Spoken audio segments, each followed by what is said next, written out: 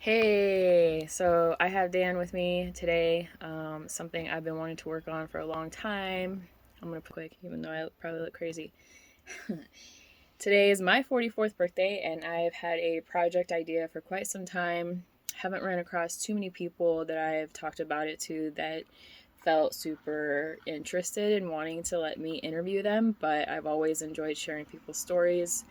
Um, and our last business had a lot to do with like mentioning other people's businesses and what they did, but this is going to be a little bit more personal. This is just a personal project of mine, and since Dan and I have had plans to let me interview him for quite some time, there was always a reason to not do it. And I have found that a lot of people have a hard time talking about themselves in life. I don't know why people get so uncomfortable, but well, we all know why. We all have a little bit of reasons as to why we are uncomfortable talking about ourselves. But it's my hope with this project. It's called What's Your Story? Morning Glory. And I just want to start capturing people's stories, a little bit of their stories through their life, through the decades of their life, the different chapters of their life. Um, because I think we all have a really special story, and all the different chapters add value and meaning to why we are who we are at this point in our lives. So that's my hope, is that people can learn to enjoy talking about themselves more and the different parts of who they are and why they are the way they are. Because I do feel that we all have a unique, special story. And, anyways, that's my hope. And I think little by little, I will help people get more comfortable talking about themselves. But I'm just glad that Dan was willing to do this for me for my birthday gift. I said, hey, your gift to me can be what we've been trying to do for quite some time. And will you do it for me today? So, anyways, back to, we already did his interview about what's his story earlier outside. We are actually moving from one location to another tomorrow. So we had a jam-packed celebration of his birthday yesterday and mine today. But we made time for this. And we just sat outside, and I will be posting, with words, all the other questions I had leading up to this final one, but I wanted to capture this final question in a video real quick. So back to that. This video is probably going to be too long. Okay. Okay. So we had already, the final question to earlier was like, what's your biggest takeaway, advice on life at this point? And you had mentioned to try not to take yourself too seriously. It's good to plan, but also to live 1 hour, 1 day at a time. Mm-hmm. And I just wanted to give you this moment, this time to kind of expand on that a little bit, and to why you had said that for that final question of the what's your story, morning glory.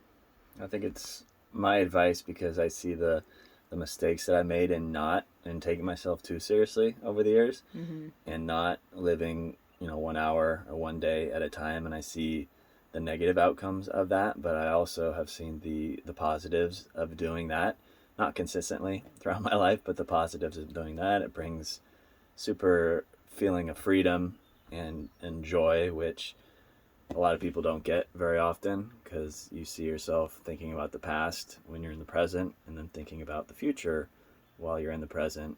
I do that a lot in my personal relationships and also my work as well.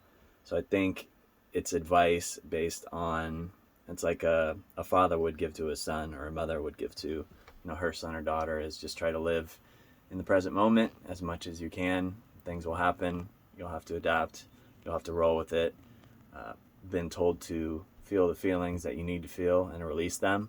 That releasing has been the hardest part for me, because you have some bring your emotions with you, and I've brought a lot of emotions from my past with me into the future. So I think best advice would, again, not take yourself so seriously. You're one of so many people out in this world, and you can do really what you want to do, but don't let that fear and don't let those emotions, or not living for the present, kind of screw up what you can do, what you think of yourself, and what you feel like is important to you in the present. So I guess that's the answer that I want to give, or the advice that I could bestow on the viewership here.